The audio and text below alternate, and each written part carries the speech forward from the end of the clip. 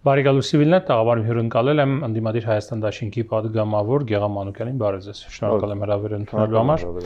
Պարոն Մանուկյան, եւ այսպես համանդրական դատարանը որոշեց ընտրությունների արդյունքները նույնը թողնել, այսինքն որևէ վերանայումներ չկատարել եւ վերաքվեարկություն չնշանակել, այսպեսով ամբողջությամբ մերժելով կարելի ասել ընդդիմության հայցը եւ դրանից հետո ընդդիմադիր այն դաշինքները, որոնք անցել էին ուժեղ Հայաստանի եւ Հայաստան դաշինքը, դաշինքները, որոնք անցել են ազգային ժողով, հայտարարեցին նրա մասին, որ վերցնելու են մանդատները։ Դուք Հայաստան դաշինքը հայտարարեց ուժեղ Հայաստանից հետո։ Եվ հայտարարության մեջ ասվում է հետեւյալը, որ պատգամավորական մանդատները դիտարկում եք որպես իրավաքաղաքական զենք խորհրդարանում եւ խորհրդարանից դուրս գործող վարչախմբի հեռացմանը, սահմանադրության փոփոխության կանխմանն ու ազգային օրակարգից սպասարկմանը հասնելու համար։ Այս հայտարարությունը իր բնույթով եւ բովանդակությամբ մեծ հաշվով նման է այն հայտարարությանը, որ արվեց 2021 թվականի ընտրություններից հետո, որ գնում ենք ազգային ժողով խրամատավորվելու, որպեսզի ավելի ուժեղանանք եւ հեռացնենք իշխանությունը։ Այն ժամանակ չստացվեց։ Ինչու պետք է հիմա ստացվի։ Որովհետեւ 21 թվականին շուրջ 250-270 հազար քաղաքացի էր իշխանության դեմ ընդդիմությանը քվետվել, իսկ հիմա շուրջ 600 հազար։ Եվ դա իրականում աշխատանքի արդյունք է։ Գիտեք, պետք է անկեղծ ասեմ, ես եղել եմ խորհրդարանի պատգամավոր 2007 թվականներին, երբ որ պատգամավորությունը դիտվում է մի քիչ ավելի առանձնաշնորհյալ, մի քիչ ավելի հանգիստ, հասարակական կարգում բարձր պաշտոն, այդ ժամանակ լրիվ ուրիշ էր։ Իսկ հիմա իրականում 5 տարին պետք է անկեղծ ասեմ, մեր առողջությունից է գնացել։ Մեր ընտանեկան այսպես ասեմ, ոչ թե հանգստություն հիմա որևէ մեկ մեր երկրում հանգիստ չի, բայց այն մթնոլորտը, որ մեր ընտանիքներում, մեր շրջապատում եւ մեր դեպքում մեր կուսակցությունում է տիրել։ Պետք է նկատի ունենալ ու անկեղծ պետք է նաեւ գնահատել են 5 տարվա մեջ այն բոլոր հարցերը, որ ընդդիմությունը բարձրացրել է։ Ընդդիմությունը իրականում այս 5 տարվա պայքարը, որը չի սահմանափակվել միայն խորհրդարանական դահլիճով, եղել այդ ամբողջը վերածվել է փողոցային պայքարի, եղել բոյկոտ խորհրդարանական, հետո խորհրդարան վերադարձ, բայց այն բոլոր հարցերը, որ բարձրացվել են,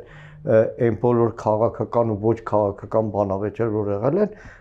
ուղղակի ունեցել են ազդեցություն իշխանության վրա։ Հիմա դուք կարող եք ասել իշխանությունը այս անգամ ավելի քվե տարել, այո, տարել է։ Անվանական այո, բայց տոկոսային ոչ։ Տարել է, որովհետև այն աննախադեպ վարչական ռեսուրսը, որը կիրառվել է, տեսեք, բոլոր ընտրություններում էլ զինված ուժերը այսպես հրամանատարական կազմի մակարդակով առնվազն փորձ են արել զինվորներին ուղղորդել, բայց այն անմարդկային գործելագործը, որ այս ընտրություններին եղավ, զինվորներին, հարյուրավոր զինվորներին ընթրիքի ժամին տանել տեղամասերի դեմը կանգնեցնել, երբեք մեր զինված 2 թե 3 ընտրատեղամասում է ֆիքսվել նման բան։ Շատ տեղեր է եղել։ Որոշ տեղեր հանձնաժողով ուղղակի հետ է ուղարկել, ավելի ուժեղ հանձնաժողովականներ, ուժեղ վստահված անձիկ են եղել։ Ինչ ու գումարած պետք է ասել, որ վարչական ռեսուրս, պետական ամբողջ համակարգ, կրթական համակարգ, առողջապահական համակարգ, պետական գերատեսչություններ, կոնկրետ դեպք եմ ասում, Մանուկյան, քո խաթերը Հայաստան դաշինքն են քվեարկել, բայց հարցից չկարացան։ Մանկապարտեզում աշխատում, ասելա կիմանամ ոնց եմ քվեարկել, դրա համար ստիպած Նիկոլ եմ քվեարկում։ Բայց ինչու է դրա ֆոնին, որ ասում եք աննախադեպ վարչական ռեսուրս է կիրառվել, մենք չունեցանք գոնե 1, 2 կամ 10, 15, 20 դեպք, որ օրինակ այդ վարչական ռեսուրսը օդի մեջ չի ձևավորվում, չէ՞, դա հրահանգներ են, չգիտեմ, ինչ որ գործողություններ են եւ այլը, որ օրինակ չգիտեմ, ինչ որ ձեր կողմից էլ արտահոսային ձայնագրություններ։ 1-2 դեպք եղավ, նախկին մարդուրյանքների պաշտպանը Արման Թաթոյանը հրապարակեց 1 ձայնագրություն, թե 2, եթե չեմ սխալվում։ Ձեր գործընկերները, լրատվամիջոցները բազմաթիվ նման ձայնագրություններ, չէ, նկատի ունեմ շատ ձայնագրություն, այսինքն եթե մասսայական է կիրառվել, չի կարող էլի վարչական ռեսուրսը անթերի կիրառվել։ Նաև պետք է նկատի ունենանք մի բան։ Մենք ապրում ենք այսօր մի երկրում, որտեղ բոլորը այս անտեր հեռախոսը որ լսում են, այդ գաղափարով են ապրում։ Ես առիթ ունեցել եմ ԱԱԾ տնօրեն Սիմոնյանին, ասում եմ, «Պարոն Սիմոնյան, մամաս, որ մեր հողամասի մասին ուզում է մի բան խոսի մեր տանը, իմ ու իր հեռախոսը տանում է կողքի սենյակ, ինձ էլ տանում է բալկոն, նոր հողամասի մեր առօրյա գործերի մասին խոսում է, անկեղծ իրանը ասել»։ Իրականում այս պատական չէր այդ զանգվածային գաղտնալսումներ, ամեն օր ձայնագրություններ։ Հիմա ձայնագրություններ են դնում, որ 3-4 ամիս առաջվա է, բայց դա նաև ոչ թե ընտրությունների արդարության կազմակերպումն էր, այլ մարդկանց տոտալ մտքերի մեջ մտցնել, որ ձեզ լսում են։ Եվ դրանով է, որ շատ-շատերը իրականում վախենում են։ Թե որ նաև ցույց տային, որ դուք ասում եք վարչական ռեսուրսի կիրառման մասին, դրա մասին կան նաև իդեպ փաստեր իսկապես լրատվամիջոցների եւ անկախ լրագրողների եւ հետաքննողների մոտ, չգիտեմ որքանով է դա մասշտաբային եղել, բայց այնուամենայնիվ փաստեր կան վարչական ռեսուրսի կիրառման հետ կապված հայտարարություններ, բայց մյուս կողմից կան նաև փաստեր եւ հայտարարություններ հրապարակված նույն ձեր ասած զայնագրությունները ընտրակաշարք բաժանելու հետ կապված, հա, բազմաթիվ են նման զայնագրություններ եւ խոսքերը, որտեղ խոսվում է ով ինչքան ում որքան գումար եւ այլ եւ այլ։ Եթե դուք խոսում եք վարչական ռեսուրսի մասին, որը իդեպ չի հաստատվել դատարանով, ինչպես սիրում են դիմության փաստաբաններն ասել, որ պետք է հաստատված լինի դատարանի որոշմամբ, ապա ինչու՞ չեք խոսում նաեւ ընտրակաշարքերի մասին։ Պետք է անկեղծ ասեմ, ես որևէ զայնագրություն չեմ լսել։ Հետաքրքրությունն է բնականաբար կա, բայց որևէ ձայնագրություն չեմ լսել։ Բայց ինչու եք ականջալուր եղել վարչական ռեսուրսը կիրառվել։ Որովհետև չեմ լսել, որովհետև իմ աչքի առաջ գալիս է Հայաստանի քննչական կոմիտեի նախագահը։ Գալիս է այն դատախազը գլխավոր, որը հելել էր ազգային ժողովի ամբիոնից սուտ է խոսել։ Մի նախադասությունը Բաքրատ Սրբազանից հանել է, հետո երբ որ այդ ամբողջ զրույցի գաղտնալսումը, սաղագրությունը հրապարակվեց, պարզվում է, որ 150 աշճան հակառակ բանի մասին է ներկայացրել ազգային ժողով։ Այն համատարած գաղտնալսում, ես դեպք ասեմ ձեզ, այդպիսի մի գաղտնալսում հրապարակել են Հայաստան Դաշնքի կողմնակիցները փող են խոսում իրար մեջ, բան, գիտեք ինչ ա եղել պատմությունը։ Մեկի տունը արեստավոր է, գործ արե։ Մարդը իր տունը վերանորոգում է, տան վերանորոգման հետ կապված, փողի հետ կապված իրար հետ գումար են քննարկել։ Հետո իհարկե ստիպել են ասել են բանարը, տան ռեմոնտի արեստավորը, ստիպել են որ ասել են ասա ընտրակաշարք է։ Ես հիմա այստեղից դիմում եմ առիթ եղել է Քանաքեռում, իմ բնակավայրում խոսակցության նաև դրա համար եմ ասում։ Քանաքեռը սիրելի հայրենակիցներ։ Այսինքն մանա էլի մեր մի քիչ ավելի ոչ Երևանյան տարածք է, էլի գյուղ է ինքը, որ բոլորիցս գիտենք։ Մեկ դեպք լսել եք Քանաքեռում ընտրակաշարքի։ Այն օրվա տաքսի վարորդի մեր Քանաքեռցի տաքսի վարորդի հետ զրույցն եմ ասում։ Այսինքն Քանաքեռում ոնց որ կենտրոնում մի 10-12 տաքսի են կանգ։ Ասում լավ դուք եք էլի ամեն ինչը գիտեք։ Մի հատ դեպք կարաք ասեք այս կուսակցություն, այն կուսակցություն, այն կուսակցություն, որ կարող է մեկին ընտրակաշարք տա։ Ինքը Երևանյան կենտրոն չի, որ բազմաբնակարանային շենքեր են։ Այսինքն ես իմ տարածքի օրինակով եմ ասում։ Լավ, պարոն Մանուկյան, ամեն դեպքում կարող է 1, 2, 3 դեպք, չգիտեմ, դատավոր չեմ, բայց չի կարող է, չգիտեմ, տասնյակներով կամ հարյուրներով ձայնագրություններ հրապարակվեն եւ մոտավորապես նույնա բովանդակ լինեն, որտեղ փող քննարկեն, գումար քննարկեն, սրան որքան, նրան որքան, այսինքն չի կարող ամեն ինչ։ Հարգելի արշավ, պետք է ով որ ընտրական գործընթացի մեջ է, քաչ գիտի չէ, չգիտեմ, սեղան են գցում, սա են անում, նա են անում, քվե վերելով չի։ Ես անկեղծ իմ դեպքը ասեմ։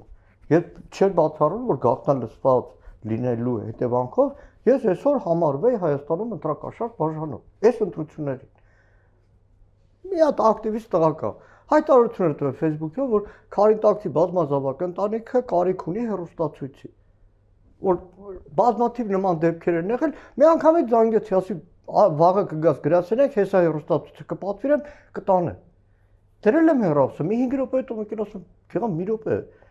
Սրանց համար դա ընտրակաշարք է, որ ես չեմ էլի բանում ում համար էր տանելու, հեռուստացույց։ Լավ էր 5 րոպե հետո ինքը զանգեց, գեղամ շարու փորձանքից հեռու չբռնեն ընտրակաշարք ձևակերպել։ Նույն Գումաշյանի դեպքը ուժեղ Հայաստանից դա է։ Նույն Կանդազին տարան 2 ամիս պահեցին, ինչի լավ այնալ։ Լավ լինելու խոսքը համարել են ընտրակաշարք, բայց դրա հետ մեկտեղ Սահմանադրական դատարանում Հայաստանի պատմության ամենախայտառակ համադրված, համակարգված առավել եւս պետական բյուջեի հաշվին ընտրակաշառքի մի հսկայական փաթեթ ներկայացրեց ընդդիմությունը։ Մի հսկայական փաթեթ։ Թոշակների բարձրացման մասին է։ Նայեք, մենակ թոշակ չի։ Տեսեք,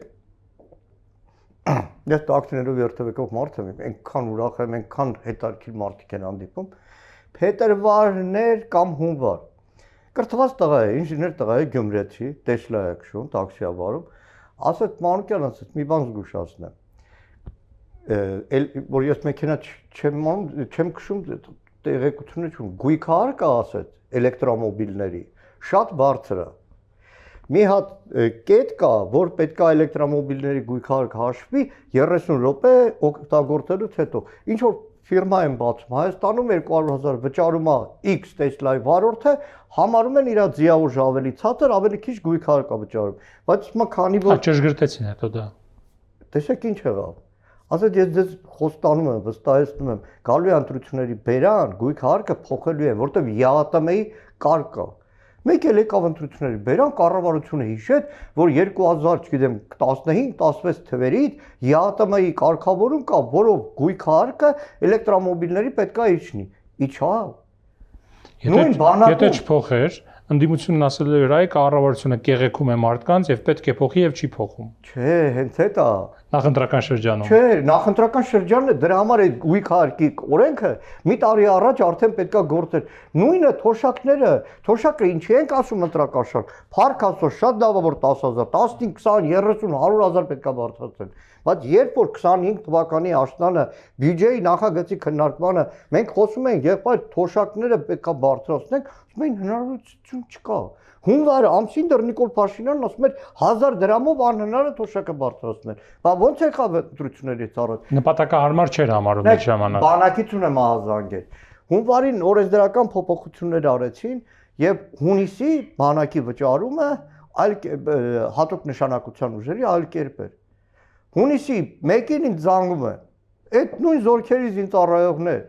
որոնք տարբերաբար տարբեր տեղերից զանգում են նույն ատեստացիայի պրոբլեմ եւ այլն, Մանուկյան նստելա փողը քիչ է,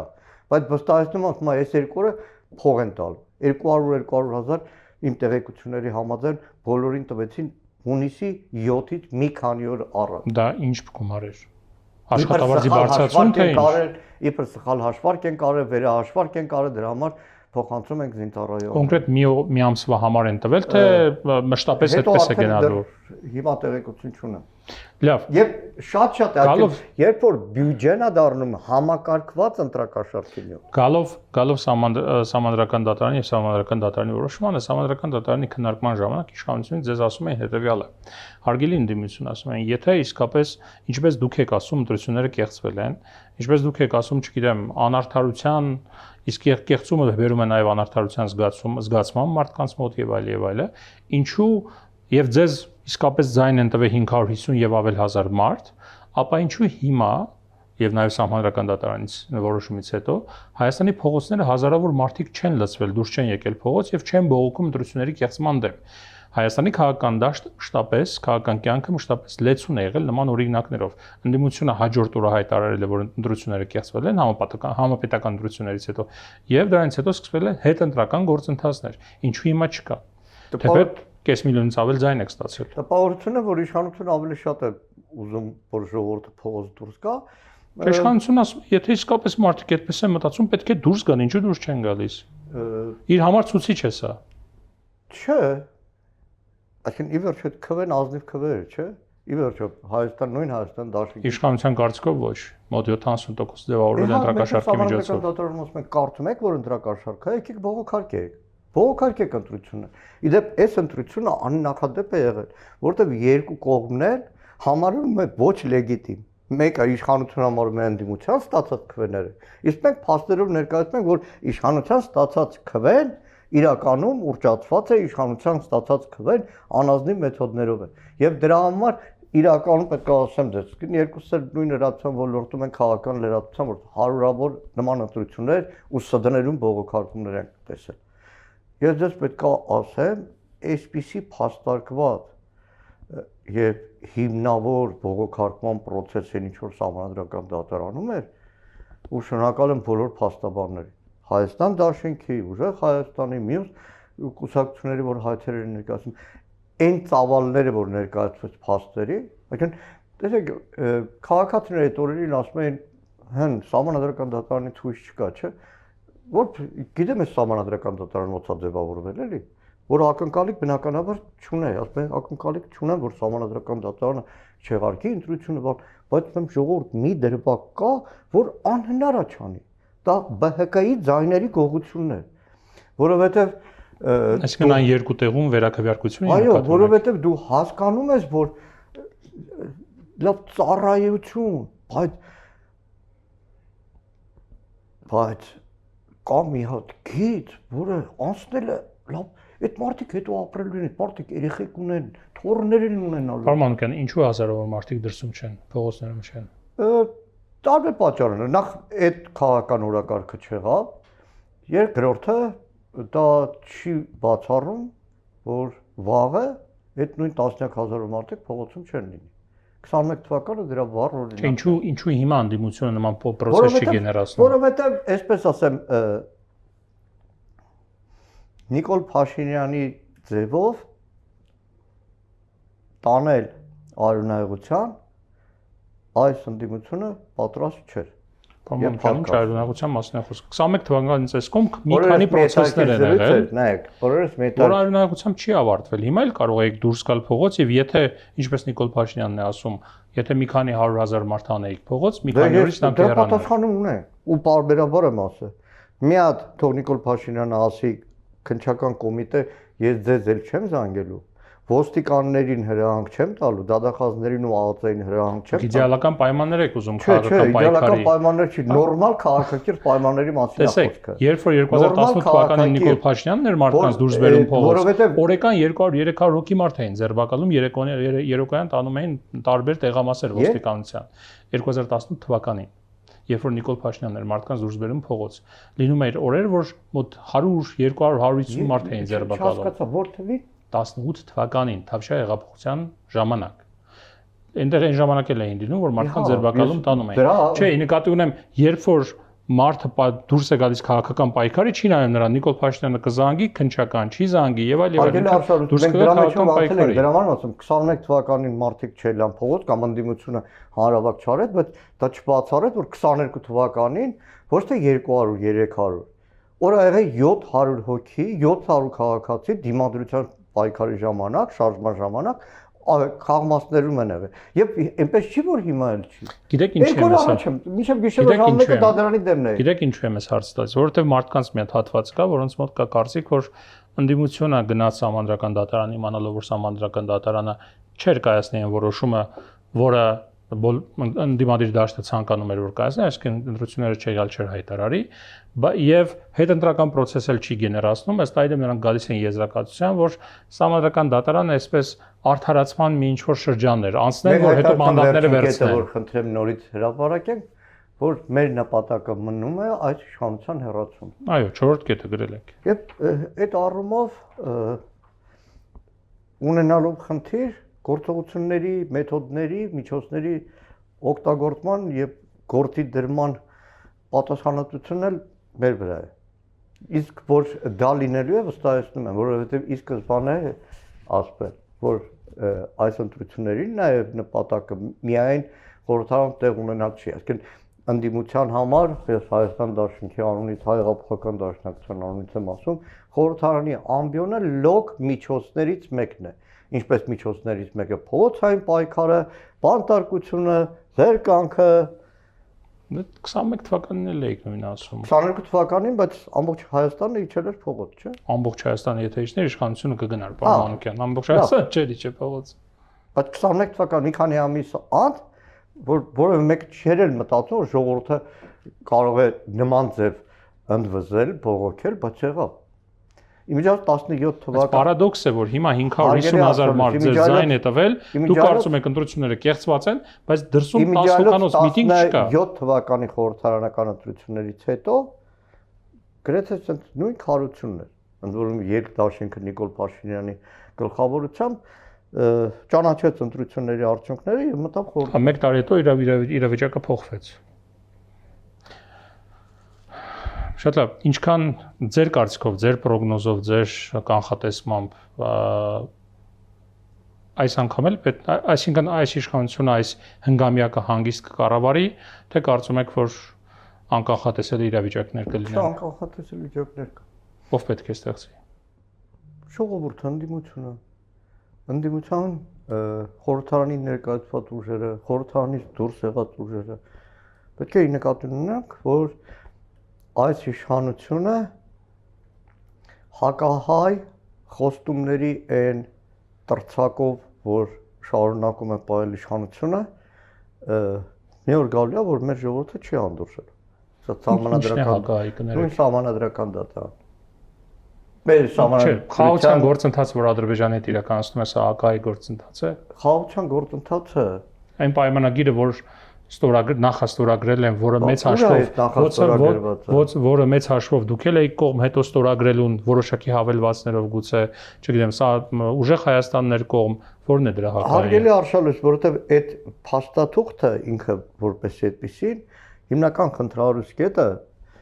այսինքն այդ շատ հաճախ եմ ասել, այդ փաստաթղթում Հայաստան-Ադրբեջան անունները կարելի է դնել օրինակ Լաոսը Կամբոջայի հետ։ Այսինքն այդքան նեյտրալ փաստաթուղթ է։ Հա, որովհետև ինչ է կատարվել ելման կետի փրև Հայաստանը մի քանի առաջարկներ է ունեցել, որ սահմանագծում սահմանազատումը գլխավոր շտաբի 75-79 թվականի քարտեզների հիման վրա Ադրբեջանը ասել է չէ, չեն գրել։ Այնտեղ միջնորդ կառույցի հարց ա եղել, որ Հայաստանն առաջարկել էր, Ադրբեջանն ասել է չէ, չեն գրել։ Բայց դուք նաև պատրաստ եք դրա տակ ստորագրել, եթե գայիք իշխանության։ Դուք ձեր իշխանությունը պատրաստ եք, ձեր քաղաքական ուժը պատրաստ է դրա տակ ստորագրել։ Իրականում գործողությունների են բանավոր խոստումների շարքը որ կա, նույն Հայաստանի սահմանադրության փոփոխությունը անկախության հռչակագրի մեջտեղից անելը եւ բազմաթիվ այլ քայլեր։ Հայ առաքելական այդ հարցերով դրանով չէր կարգավորում դա։ Ինչպես։ Այդ փաստաթղթով այդ հարցերը չէին կարգավորում։ Դրա համար այդ փաստաթուղթը հիմա չի ստորագրված, չէ՞։ Նախաստորագրությունը միջազգային հարաբերություններում չի նշանակում գոյություն ունի փաստաթուղթ։ Չէ, գոյություն ունի համաձայնեցված փաստաթուղթ, որ ուժի մեջ չի մտել ակնհայտորեն։ Ինչի՞ չի նախաստորագրվում։ Որովհետև Ադրբեջանը նախապայմաններ է առաջ քաշում։ Ինչի Ռուբեն Ռուբինյանը այլևս թողնում է ՔԼՉ-ի հետ Հայաստան-Թուրքիա կարգավորման հետ իր համանախագահությունը, բայց այն 22 թվին առաջի հայտարարությունը, որ արեցին, համաձայնություն են ձեռք բերվել առանց նախապայմանների, 26 թվին Թուրքիան շարունակում է այդ նախապայմաններով։ Ադրբեջանի հետ հարցերը կարգավորես, նոր ես կմտածեմ քո հետ ոնց եմ իմ հարցերը կարգավորել։ Դե հայտնի դիրքորոշում է եղել Թուրքիայից, ոչ մի անգամ չի փոխվել դա։ Ոչ։